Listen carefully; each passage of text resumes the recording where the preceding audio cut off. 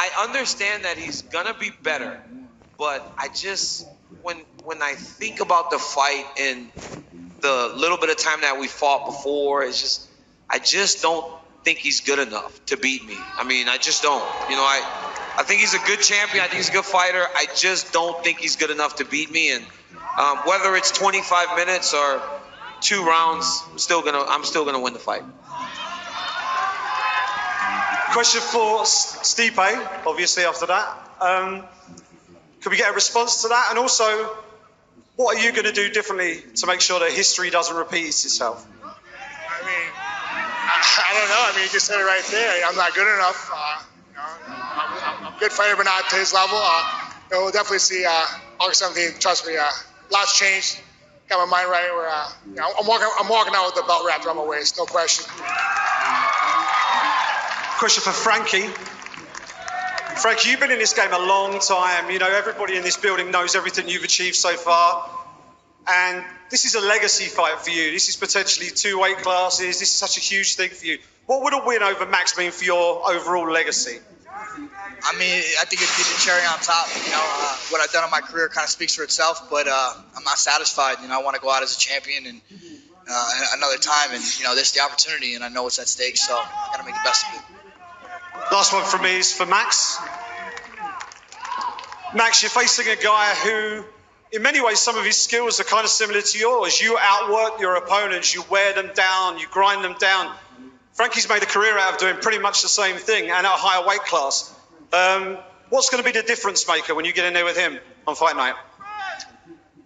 We're going to find out July 27th. Tune in, live on pay-per-view, guys. Don't miss it.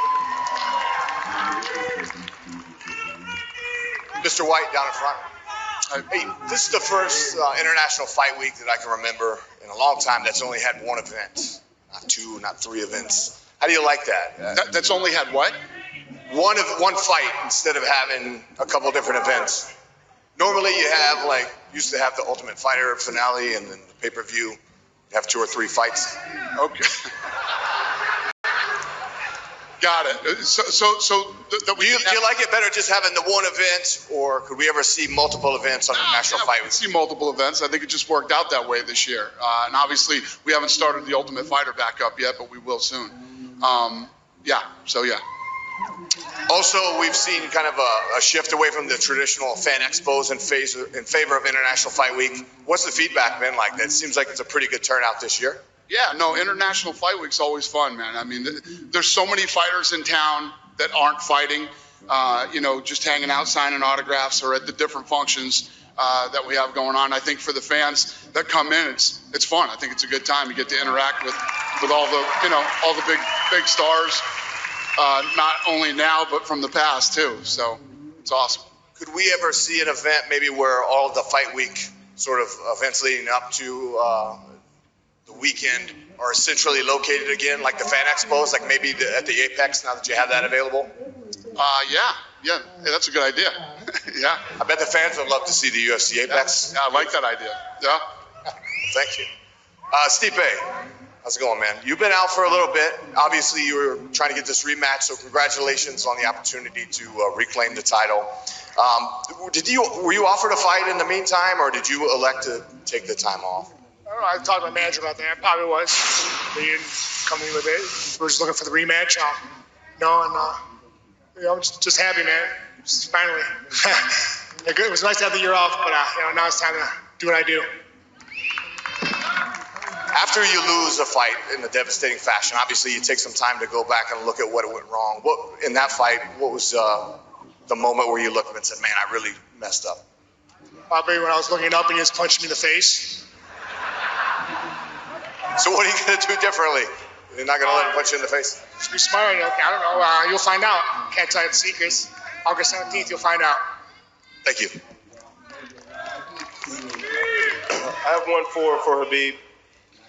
Khabib down this way. So UFC 229 was obviously a very ugly build-up. Now you're facing someone who has you two have a lot of mutual respect.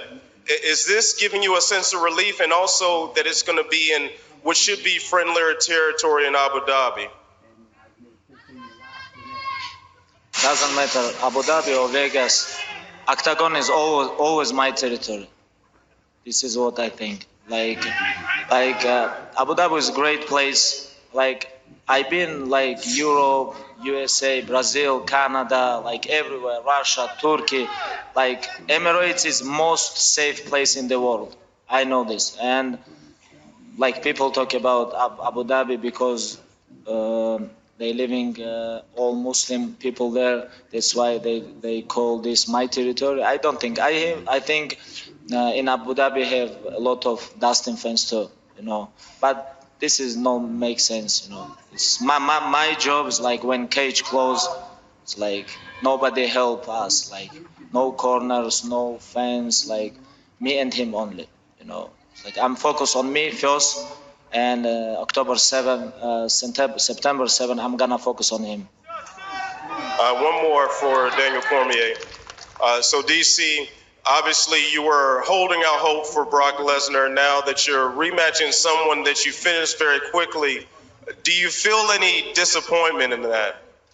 No, this is the deal. Like when I fought Stipe last time, right afterwards, even though Brock and I did the whole pushing and shoving and the wrestling thing, I said if Brock couldn't fight, I would fight Stipe. I always said that. And then whenever Brock decided he was done fighting, Dana said, how about Stipe? I said, okay. Because I've always said the guy did some great things when he fought and defended the heavyweight title, so he would get a rematch if I didn't get to fight Brock. Now, would I have preferred to see him fight again since the last time? Yes, but he didn't choose to fight for the last year, and it paid off for him, and he gets a rematch. He gets a chance to fight me again, and it's gonna be the same result. Yeah, Daniel, just down in front. Just to build on that, what's the retirement plan now? Because this time last year, you said you would be done. I was anticipating fighting in March and then kind of being done with this. But in December, my back, when I fought Derek Lewis in New York, they called me. Dana called me about a month maybe before the fight. And they said, "Can you fight?" And I said, "Well, just depends on how much I'm getting paid." He said, "Okay, you get paid." So I went and I fought. And in the morning of the fight, I sneezed and I blew my back out. I didn't realize how bad it was. I had a bulging disc in my back that was sitting on my sciatic nerve. So I ended up having to have surgery in December. So I wasn't necessarily waiting on Brock Lesnar. I was recovering. And now I get to fight Stipe, So I'm just old, man. Old men sneeze and blow out their back. I hate Max Holloway. Why'd you sit me next to Max? All he does is make fun of me. Did you guys not hear what he just said? He said he sneezed and he threw out his back. It happens to old men, man. I'm 40 years old, so doesn't matter though. I'm gonna still win the fight. After that, maybe if you're victorious, would you consider a trilogy with John Jones? He's been talking about it this week a lot. So this is the thing about a fight with Jones and I.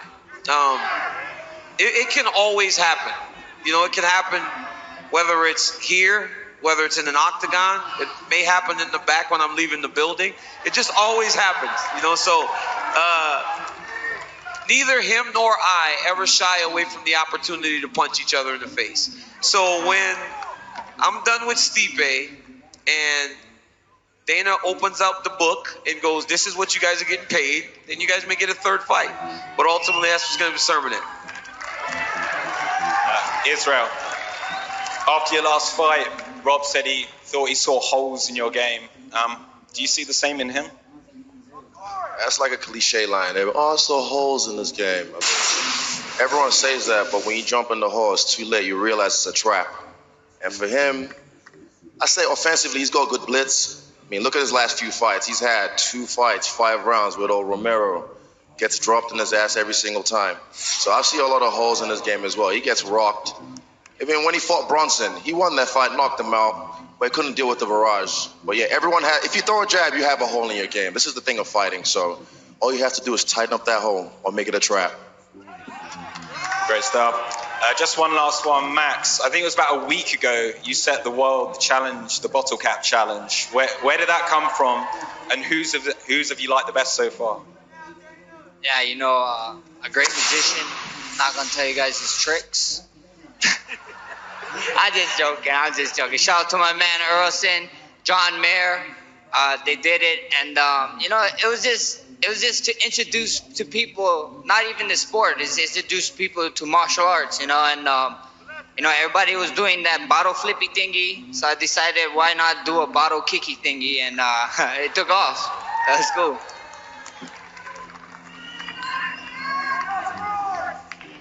We have another question? Go ahead. Yeah, question for Max Holloway and Frankie Edgar. We'll start with Max. With this fight having been scheduled twice before, going back a couple of years, Max, do you feel like you game plan for Frankie as much as you possibly can, get prepared for the fight, or has time caused you to maybe reevaluate the game plan at all? There's a great saying, third time's a charm, and third time's a charm. I can't wait. This guy's a legend. I look forward to fighting him. He might, we're the same person. We'll fight to the death, and I don't want to fight him to the death. I don't want him to die. We probably should be friends after the fight. Him and his team is cool, so it's cool. I'm excited. Frankie, could I ask you that same question as far as the game plan goes? Yeah, I feel like I've been training for Max for 2 years, and every time he fights, I got to re-switch it up because it seems to be getting better. So yeah, I feel like this is the most fresh one, and that's the one we're going with. Question for Daniel Cormier. Daniel, before you turned 40, you used to talk about retiring when you were 40. I know you were joking about it a second ago, but in all seriousness, do you feel at 40 like you thought you were going to feel, or did you get to 40 and realize you got a couple of more good fights at least left in the tank? After back surgery, I felt worse initially, but now I feel better, man. It's like I go into the gym now, and I'm not leaned over. There were a lot of times where I would get off the wall after training. I have to walk myself out of my back hurting me. I would lean over at the waist and walk up to be straight. I couldn't just stand straight. But now that I got this thing fixed and my training is going well, I feel better than ever. And I feel like I'm gonna be able to show that on August 17th. I thought last fight went well. Obviously you'd think it would go as good as it could, but I think I'll show an even better version of myself in Anaheim. And lastly, for Israel Adesanya. Israel, in your last fight against Kelvin Gastelum, fantastic fight, but I also think it answered a lot of questions for people who maybe hadn't seen you in that kind of fight before, wondering what you could do and how well-rounded you are. That being said, do you think Robert Whittaker can show you anything that you have not seen previously up to this point? Everyone in the fight, anyone you ever fight, definitely brings something to the table that you've never seen before. But what they bring to the table, it depends if it's substantially great or something else that's just, man. That last fight for me, look at this. You think you have a limit. When I got to that 5th round, I looked better than I did in the 1st round. I don't know if anyone could even talk about their gas tank being that way. Look at him when he fought Romero. When they get to that fight, like I said, he keeps getting dropped. My ass never hit the ground once. When I got rocked, I came back like a champion. I dropped him 4 or 5 times. So I know where my limit is, and I push past it. And guess what? It's still infinite. We always have another plateau to go. So, hey, I'm not going back there anymore. I'm going to make this one quick, like you said. Question for Khabib. I'm going to ask in Russian and then I'm going to translate. Твой тренер говорил о том, что, возможно, ты будешь готовиться в Дагестане, а не в АК. И он тогда полетит к тебе и будет готовиться там. Можешь рассказать о том, где ты решил готовиться к этому бою? Russian, English? На русском, я переведу.